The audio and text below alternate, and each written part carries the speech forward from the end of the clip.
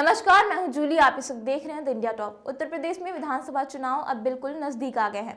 ऐसे में भारतीय जनता पार्टी एड़ी चोटी का जोर लगाकर किसी भी तरीके से सत्ता पर वापस काबिज होने की तैयारियों में जुट गई है। एक तरीके से उत्तर प्रदेश में भाजपा का वापस सत्ता में आना प्रतिष्ठा का विषय बन गया है और वो हर हाल में योगी सरकार को सत्ता पर वापस काबिज करना चाहते हैं। ऐसे में वो अलग अलग पार्टियों के साथ गठबंधन भी कर सकते हैं। भाजपा ने ऐसे इशारे किए हैं कि वो छोटे छोटे जो दल हैं उनके साथ गठबंधन में आकर चुनाव लड़ सकते हैं। हालांकि बिहार में अपने सहयोगी दल जदयू को भाजपा ने अलविदा कह दिया है। दरअसल लंबे समय तक दोनों दलों के नेताओं के बीच बातचीत हुई, लेकिन सहमति नहीं बन पाने पर जदयू ने अब अकेले ही 51 सीटों पर उत्तर प्रदेश के विधानसभा के चुनावी मैदान में उतरने की घोषणा कर दी है।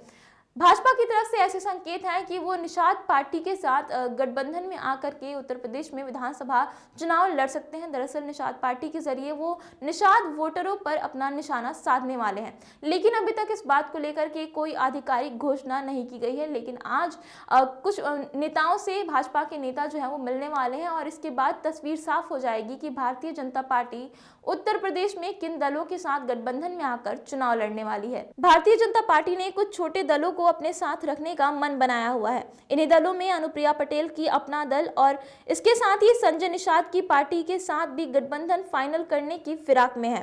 संजय निषाद की मुलाकात आज बीजेपी के केंद्रीय नेताओं से होने की उम्मीद है। निषाद पार्टी के अध्यक्ष संजय निषाद आज दिल्ली पहुंच रहे हैं।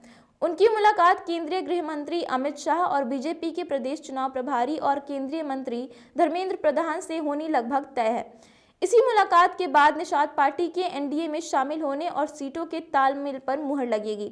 हालांकि संजय निषाद ने गठबंधन पर मुहर लगने से पहले ही 15 विधानसभा सीटों पर चुनाव लड़ने का ऐलान कर दिया है। ये बात बीजेपी के केंद्रीय नेताओं को कितनी पसंद आएगी, ये इस बैठक के बाद ही साफ हो पाएगा।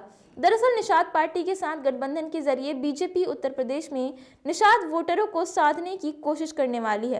हालांकि बिहार में इसी समाज की राजनीति करने वाले मंत्री मुकेश सहनी भी यूपी में चुनाव लड़ने का ऐलान कर चुके हैं।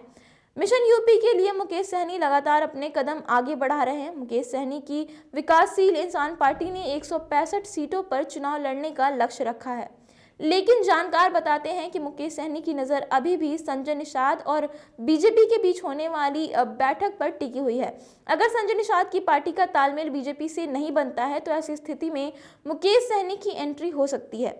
बीजेपी अगर निषाद पार्टी से सीटों पर बातचीत फाइनल नहीं कर पाई तो वैसी स्थिति में मुकेश सहनी को तवज्जो दे सकती है, लेकिन इसकी उम्मीद बेहद कम है। ऐसी स्थिति में मुकेश सहनी अकेले अपने बूते पर ही यूपी में किस्मत आजमाएंगे और मुकेश सहनी और निषाद की पार्टी में एक टक्कर होना भी लाजमी है, क्योंकि दोनों एक ही समुदाय से आते हैं।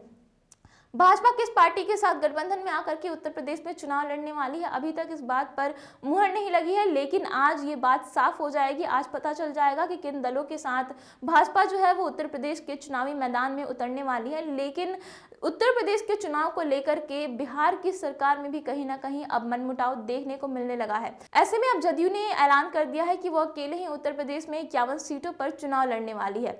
ऐसी स्थिति में बिहार में भी इसका असर देखने को मिलेगा। हालांकि भाजपा जो है वो उत्तर प्रदेश के ही छोटे छोटे दलों के साथ गठबंधन में आकर के चुनाव लड़ने के मूड में दिख रही है और आज इस बात पर मुहर भी लग जाएगी। फिलहाल इस वीडियो में इतना ही। वीडियो आपको कैसा लगा हमें कमेंट करके ज़रूर बताएं। साथ ही अगर अभी तक आपने हमारे YouTube channel the India top को सब्सक्राइब नहीं किया है तो इसे सब्सक्राइब कर लें, और अगर ये वीडियो हमारे फेसबुक पेज पर देख रहे हैं, पेज को लाइक और फॉलो ज़रूर कर लें। धन्यवाद।